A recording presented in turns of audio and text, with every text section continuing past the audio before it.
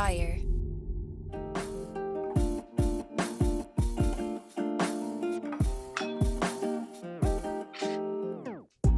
Welcome back to the Kidney Stone Diet Podcast, the show about reducing your kidney stone risk and living your best life. I'm your host and fellow student, Jeff Saris. And I'm Jill Harris. I am Jill Harris. And I have no middle name. You're a kidney stone prevention nurse. So Jill blank Harris. You really have no middle name? No. Huh. Next listen, question. Mom, I guess my mom was just not that creative. And I just no. No. People are always like, what is it, Gertrude or something? Not that there's anything wrong with the name Gertrude, but no, I don't have a middle name. Mm-hmm. None. None of us do. Jill, Stephen, Kim, Harris, blank. That's it. Yeah. Yeah, that works. I mean, because I never use my middle name for anything. It's Michael, but it never comes up. There would be no reason for it to. It is funny. I wonder sort of historically where that came from, why we would have middle I don't names. know, but I think we should do a show on it. Yeah, full episode about middle names. All the audience is like, yeah, go ahead. What were we going to say? Middle names and kidney stones. Are they related? Oh my God. I just people are like, okay, we put up with the Joy video, but that's some shit, Jill. We're not doing that. We're not putting up with that. Unsubscribe. Yeah, we may have to save that for April 1st next year. Just anyone listening now, just forget when it comes around next year. Oh, that's funny. But yeah. Anyway, we have another listener question. So what do you say we just fire that up right now? Let's rock and roll, my love. Hey, Jeff and Jill. This is Pam from the Facebook group. And I just want to say before I ask my question, I admit I was one of those people when you first started making these that I thought you were closely related because of the similarity in your names. And it took several times and me actually looking at the labels under your pictures to realize that was not the case, and I felt pretty silly about it, but it's quite apparent now that that's actually common because you guys mention that a lot. But anyway, to the point, my question was this. I'm 53 years old, and I noticed in the Facebook group that a lot of the people there are older, like me, maybe not as old as me, but I'd say just an educated guess. 40 plus seems to be like a more common age for people that are in there talking about having stones. And there are young people here and there are people that have MSK that have had it all their life. But I'm talking just in general. And you often see people say, I'm this many years old and I never had a stone until now. And I'm wondering, obviously a lot of that, it could just be coincidence. It could just be that us older folks are more confident about posting, so maybe we're more heavily represented by the people that are actually posting. But I'm just curious if there is any research or data that shows that people are more prone to getting them as they get older. And if so, is there an explanation for that? Like, is there something about the functioning of the kidneys that changes as people near, the last half of their life that makes it harder for them to filter those things out and causes the stones to form? I'm just curious about that because I do notice that a lot, that there's a disproportionate number of people posting in the group that are older, I would say, above 40, even above 50 or so. So just curious if you know anything about that. And that's it. I hope you guys have a great day, and I'll talk to you soon. Bye. That's a great question. But yeah, we love hearing from Pam. Yes, Pam's one of our all-time superstars. So yes, our names. Yes, we talk about it because we're just always flabbergasted by it too. It's so similar, and everyone always thinks I'm his mother, which I could be. Or I guess that's the only, maybe his great aunt. But no, Jeff and I are not related. But yeah, I know. At first glance, you just assume. It's so crazy, right? Mm-hmm. Yeah, 4 letters, starts with a J, last name, almost identical except S versus H. And yeah I love it. We pronounce it a little differently because you have your East Coast, I have my Midwest. So exactly. I'm Har and you're Yeah, and Saris and you're when I'm writing you things on envelopes, I'm always laughing. Jeff, so funny. All right, so Pam. So here's just, this is the kind of stuff Jeff and I love talking about too. So her question is about kidney stones, of course. Don't worry, I'm not going too far from her question. But she's saying, what is it? Why is it because older? So why is it? So Pam is a superstar on the Facebook group in the Kidney Stone Prevention Diet Facebook group. Excuse me. And so she's like, I notice in that group, we're all older. What's up with that? Once in a while, we'll get a youngin', but what is up with that? Well, here's the deal. First of all, we old people are still on Facebook. Young people ain't. They're not. My son, when he sees me on Facebook, because I'm doing my page, he's like, that's for old people. I said, you know what? You can just make your own dinner tonight, youngin', okay? Well, Facebook is for old people. We young people don't go on Facebook. So, of course, you're going to see we elders there, okay? But the question is, and before I take off, I have had a lot of people say, Jill, what the heck are you doing on TikTok? You shouldn't be there. Well, yes, I should, because the young people that get kidney stones find me there. And that's why I'm on TikTok. So yes, the average age starts, it's about 30. Okay. So again, most 30-year-olds are not on Facebook. That's why I'm on Instagram. That's why I'm on TikTok, because the younger people need to see education too and credible information. So that's why I'm there, because I have had a lot of slack behind the scenes by people saying you shouldn't be doing TikTok. Okay, well, you don't know why I'm doing TikTok, so please don't say that. I'm doing it for a reason. There are I've had babies with kidney stones sent to me from Mayo Clinic and other places. So, and now you have a baby with kidney stones for different reasons. It is rare, but I'm saying, so anybody can get a kidney stone. There's quite a few 20-year-olds that call me and say, I need help. And they found me on TikTok or Instagram. So it starts around, it's more popular starting around 30 and above. Okay. Is there a reason? Well, there's certain reasons. There's certain things like, as we get older, we have more diseases from years and years of bad habits, or good habits we've taken to a whole other level. Did somebody suffer with obesity their whole life and then get a gastric bypass in their 30s and 40s, and then 10 years or 5 years later start making stones from there? Did a patient in their 30s or 40s start getting chronic kidney disease, and their kidney has less function and now they're forming stones? Is a patient who's in their 50s, 60s, and 70s now presenting with cardiovascular disease, and that is a reason they're getting kidney stones? Did I say diabetes? Diabetes, same thing, going to worsen kidney function problems. So much of those things I just talked about has to do with diet. Years and years. Look, we don't become obese in a month. Years and years of bad habits: not drinking enough, eating too much sodium, too much added sugar. These are all goals of the kidney stone diet. Being on keto for a while, being on paleo, where you're overeating meat protein. Does this mean I hate paleo and keto? No. If you do it sensibly so you don't increase your stone risk, God bless, go for it. I don't care. Do what makes you happy. But these are not getting enough calcium. Nobody does.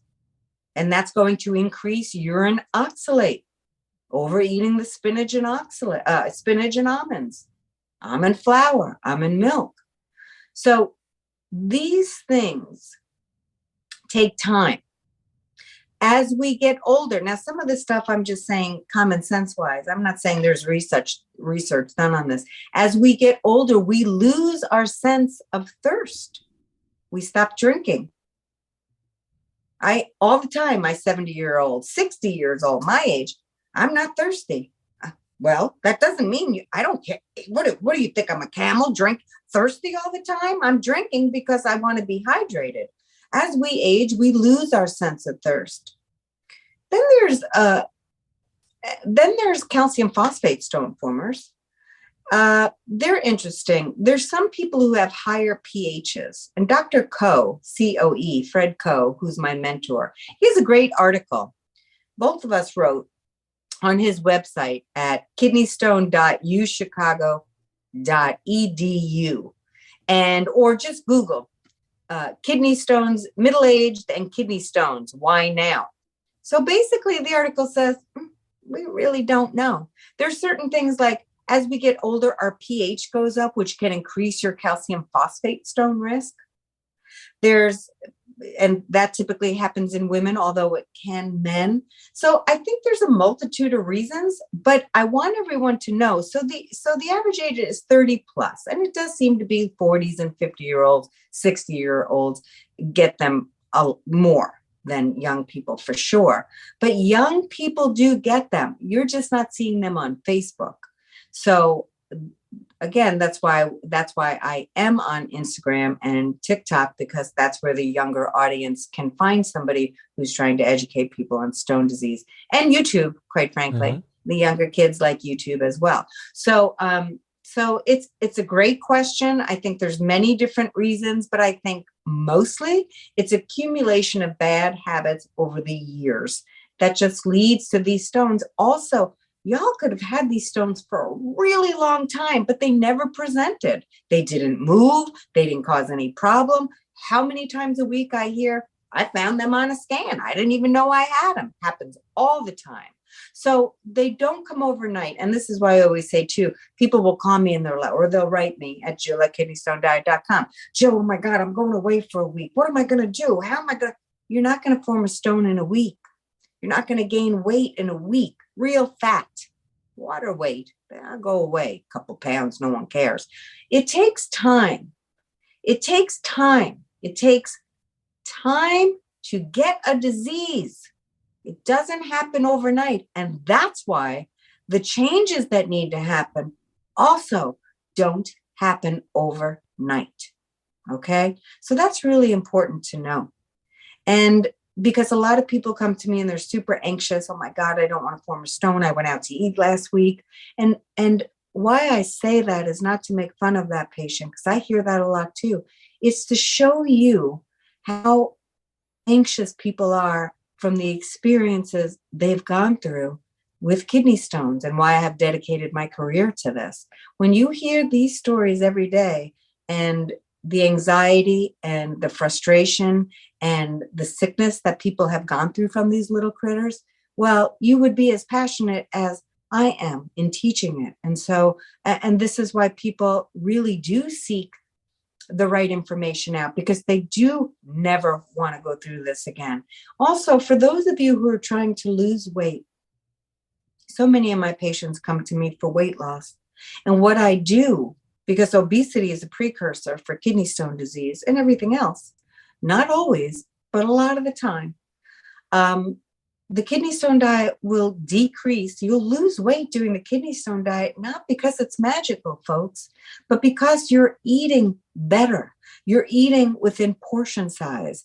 You're eating less sugar and salt. So you're going to be eating healthier foods, because the salt goal at 1,500 and the added sugar goal, 25 grams for women, 38 grams for men, you get there real fast. One can of Coke, is that going to be it for a man for his added sugar allotment?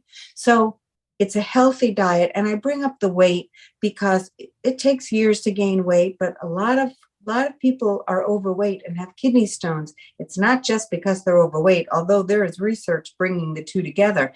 Is it the weight itself, or is it the dietary habits, right? So leading to the kidney stone risk increasing. So great question. Typically the median, 30 and above are get kidney stones. You will see them on the Facebook page. It seems like Pam, our age, 50s and up, but that's who's on Facebook too.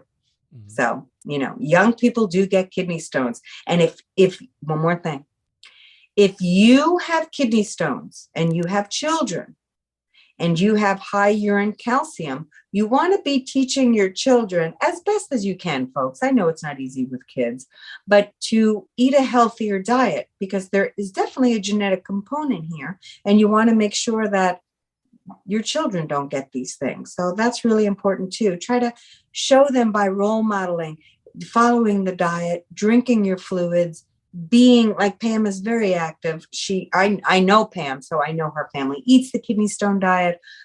She is a good role model for her family. So the more, I don't really have to say too much to my kid because he hears me all the time talking about diet and he watches me. He goes to the gym with me. He's watched me his whole life. So he sees it just from what I'm doing. What we do, you'd be surprised what kids follow. They may not say nothing. They're not going to say, oh, yeah, I want to be just like you. But you'd be surprised what they pick up and take as their adult, with their adult life. You'd be surprised. So continue being a good role model like Pam is for her family. And you really be surprised. So that was a potpourri. That was a potpourri of things that, of course, I went off on. But look, there's so much always to talk about with kidney stone disease. It's so easy for me to go off on things because I always want to give so much information. Right. That's what we're here for, to give all the information we possibly can. Absolutely. And you make a great point just with the cross section of all the different platforms, because that's why we started the show, why we're on YouTube, why it's an audio only podcast as well. And everything we do is to try to get the actual real, correct information from an experienced professional out to as many different people as possible. And like, just sort of on that note, if you're watching on YouTube, we would love it if you comment below, and maybe even say just what platforms you find to be the ones you go to most, the ones where you find the most information. Because the Facebook community is an amazing, thriving community, and that's the big one that's really engaged and interacting all the time. But I think it would be really fascinating to learn who else found the YouTube channel, and maybe if they spend most of their time on YouTube, maybe they're on TikTok more. Maybe you drew them in through your TikTok videos or through Instagram or the email, whatever. There's a million different places people could come from. So it'd be very, very interesting to find out. And also, if you're on YouTube and you haven't subscribed yet, hit subscribe, hit that little bell to be notified, because all those little bits help. Because again, like, we just want to reach as many people as possible.